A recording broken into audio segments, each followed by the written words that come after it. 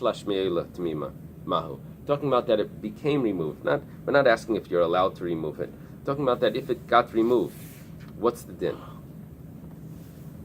So we know what's going to be by other sacrifices. The chatas v'ashem leiti ba'yalach, we have no question if it's a sin offering or a guilt offering. The kivan dal kapara asalei mashalahu.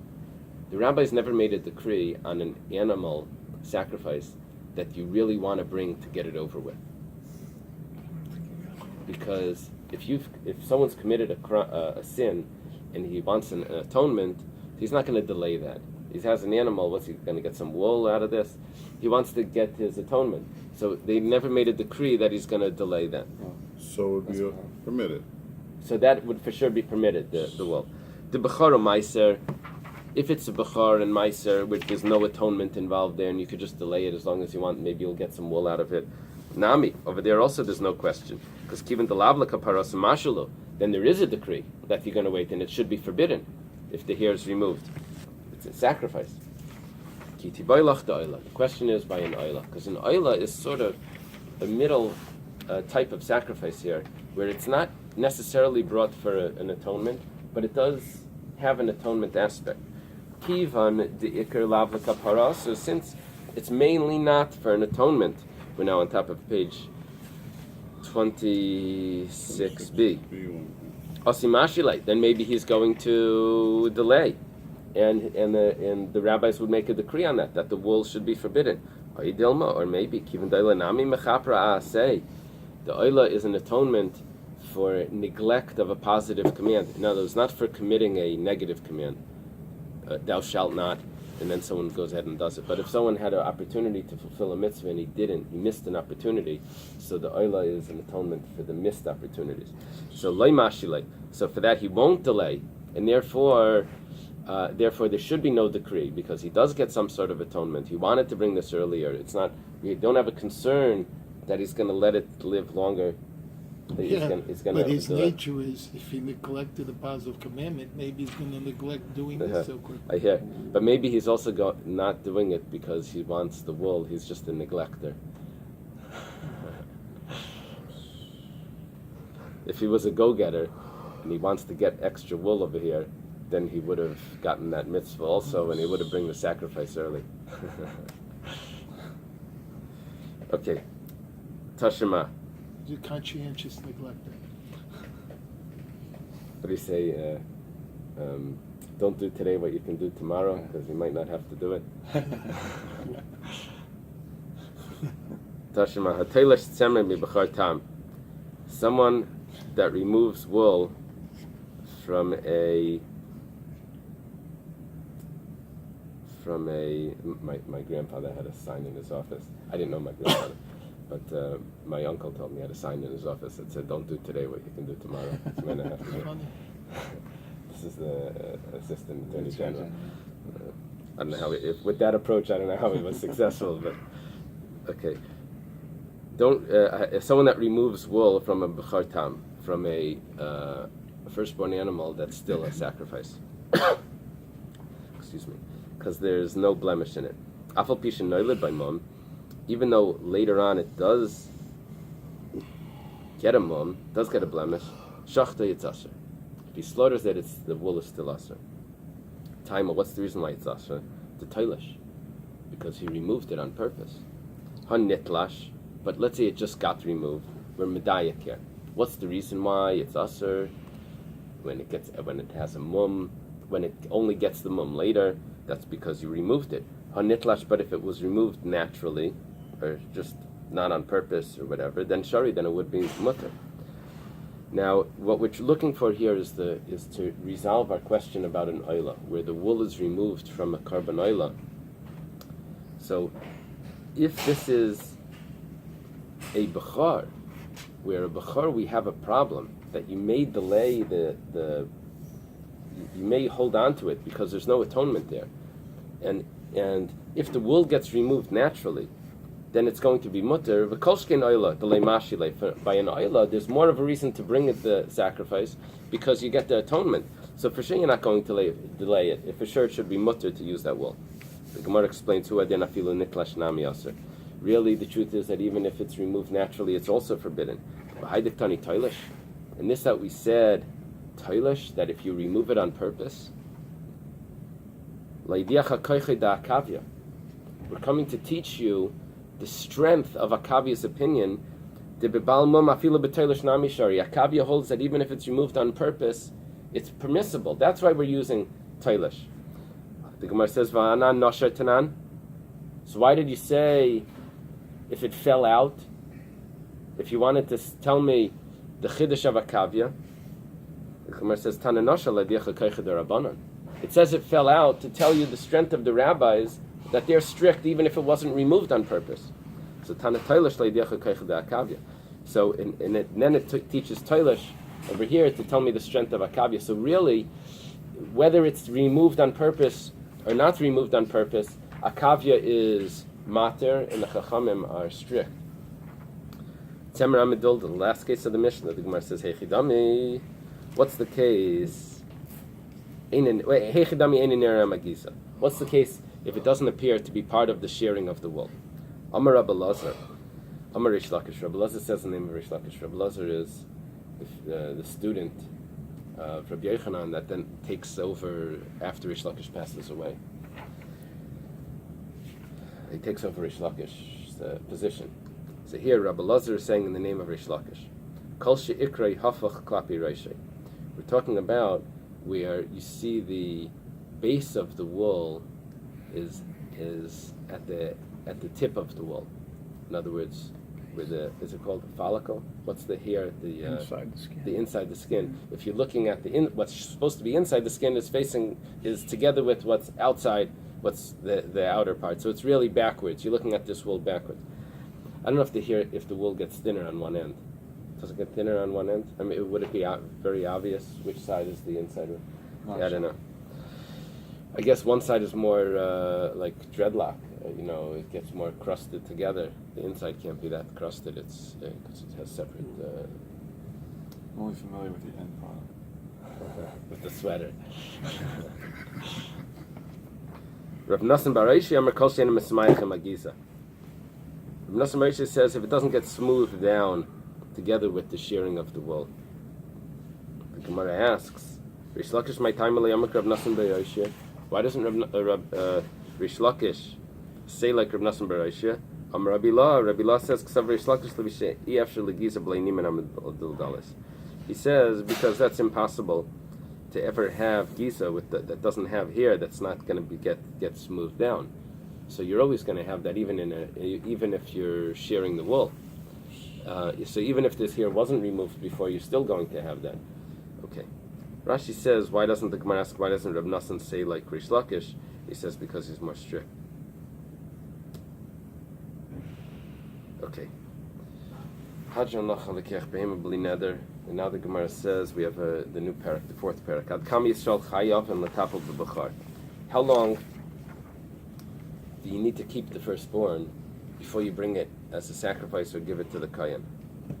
Here we're talking about Bizman Hazeh, where you're going to give it to the Kayan, and it needs to be raised because a young animal needs more attention. So whoever's going to, this is sort of a responsibility. So how long does the Jew have to keep it before he gives it to the Kayan to get rid of the responsibility? Does he have to? So the Gemara explains, B'dakar shleishim yom. If it's a small animal, he has to keep it for 30 days. B'gasa chamishim yom. If it's a large animal, he has to raise it for 50 days. And then he gives it. Rabbi Yosi Yomer, B'dakar shleisha chadashim. You have to wait 3 months if it's a small animal. Was Rabbi Yosi a Kayan? Because Rabbi Yosi Kohen Chassid. I don't know. It can't be the same Rabbi Yosi because that's a student of Rabbi Yochanan Zakkai. This is a student of Rabbi Akiva. We had this before where Rabbi Yosi was extremely strict about what goes to the Kohanim, didn't we? Where did we have that? It was somewhere in here. And we asked the question, is he a Kohen? He was so strict. We had Rabbi Yosef testing Abaya and Rava about Israel Chayayim in the Keva. God, we had in Chulin. I don't remember what Rabbi Yosi. You did have Rabbi Yosi? I don't know. I'm saying it's good memory. So Amar Kayan b'toich hazman. Not quite right though. Close enough. If the Kayan, no, it could be it said the Kayan. If the Kayan says Teneuli, give it to me early. You shouldn't give it to him. The Gemara is going to explain because it's a responsibility that he has to raise it, and it looks like the Kayan is assisting, and there's a problem with Kayan Amasayeh b'Beis Hagranasi. The Kayan is not supposed to assist in this work. Why? Because if you hire a Kayan as a worker that's going to assist you, you may end up paying him with his truma and the gifts that go to him, and then that's degrading their status. These are supposed to be gifts. If the Kayan's going to come, We had a Gemara earlier that talks about hiring a Kohen as a shepherd. And It didn't indicate a problem. even though you may end up giving him the Bechar. Yeah. Okay, over here there's going to be an issue. We'll have to go back to that. So if he tells it to you, if he says, give it to me, even though right now he needs to raise it, so you're not supposed to give it to him, because then he's going to be assisting you in all of the efforts. The imbal mumhu, however, if it has a blemish already, I'm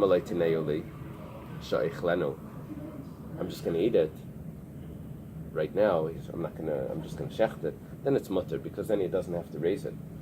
B'shas mikdash, in the time of the temple in Mayatamim, if it was perfect without a blemish, Amar and he says, ten vakravenu mutter, give it to me now so I can bring it as a sacrifice. That's mutter. Habachor nechal shana b'shana. The bechor is eaten year by year.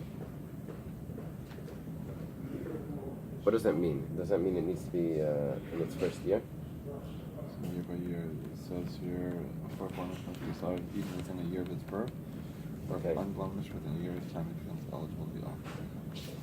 Bein tam, bein balmon. Whether it's a tam or a balmon. Shneimah lefnei Hashem alekecha teichlenu shana b'shana. It says, before Hashem your God, you eat it year by year. Noilad leimon b'teich shnasai. Let's say it got a mom in its first year. Sha'alakayim kol shnei masar chodesh, you're allowed to keep it for the 12 months. However, let's see, do we read that? La'achar shnasai. After the year, einor sha'alakayim el lamed yom, only 30 days. Why does he want to keep it for the wall? He probably wants to keep it so it gets... Place for the kids. He's going to shecht it and eat it, and it will get bigger and more fatter and... Minani mili. Where do we know that you need to wait for a animal 30 days and for a large animal 50 days? Amar Rav Kana Damakra. Bechor benechatitnli kein tasa. The pasuk actually says Bechor benechatitnli kein tasa l'sharcha u'letzaincha. And then it says Malayascha v'demacha loisacher. It says you give me your firstborn. So you should do for your oxen and for your sheep and your truma or your grain. You should not delay. Kein tasa l'sharcha. Then the Gemara adds Kein tasa l'sharcha. So what we're doing over here is we're taking l'sharcha and we're putting it with malayascha v'demacha, and b'char b'necha we're putting with tzeincha. In other words, the two examples, where the Gemara is dividing up the pasuk. If you have the pasuk in your, it would be easier. Let's see where we're holding here. We have another minute. Let me use here. I have pasuk Chav Ches and pasuk Chav Tes of chapter 22 in Exodus. It says Malayascha v'demacha loisacher. That's the first part. Don't delay your truma. The word demacha means truma. Rashi says he doesn't know what that means, how it means truma, but b'chor benechatitnli, you should give to me your firstborn.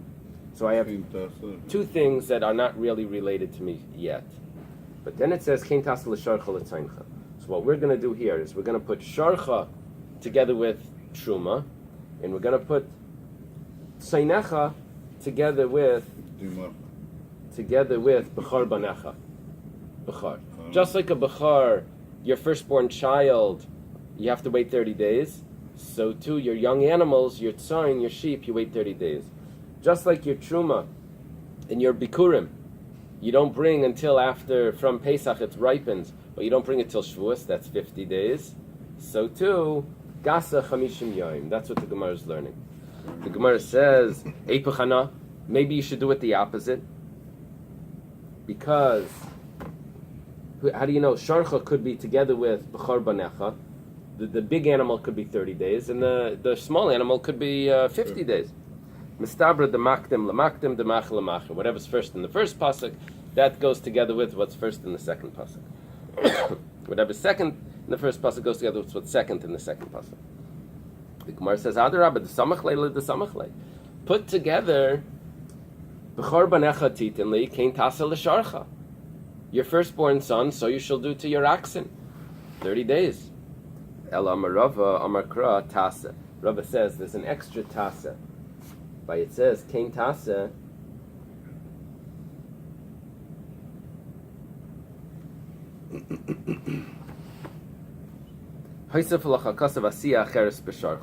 You have to, something extra for the ox. Kain Tasa l'sharcha, because the sharcha is with Tasa, you have to do something extra. The Gemara says, Ve'ima shitin.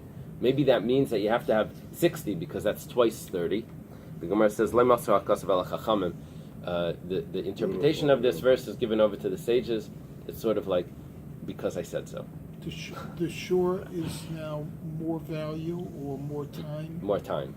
But when by a ganav that steals a sheep, doesn't he pay more for the lamb? sheep? He pays more for the lamb, yes. Because he was embarrassed. I know, but I'm saying, so why can't we learn from that pasuk? What, that one's worth 5 times as opposed to 2 times or whatever. So here, I mean, wait, pick and choose the pasuk? The answer is Ben Pakur. No, I'm just Well, saying. we're There's looking another example, but it's just the opposite. Here we have a verse that says when you should be giving things to the Kohen. And we have a bunch of examples. We're looking for comparisons in this verse. Okay.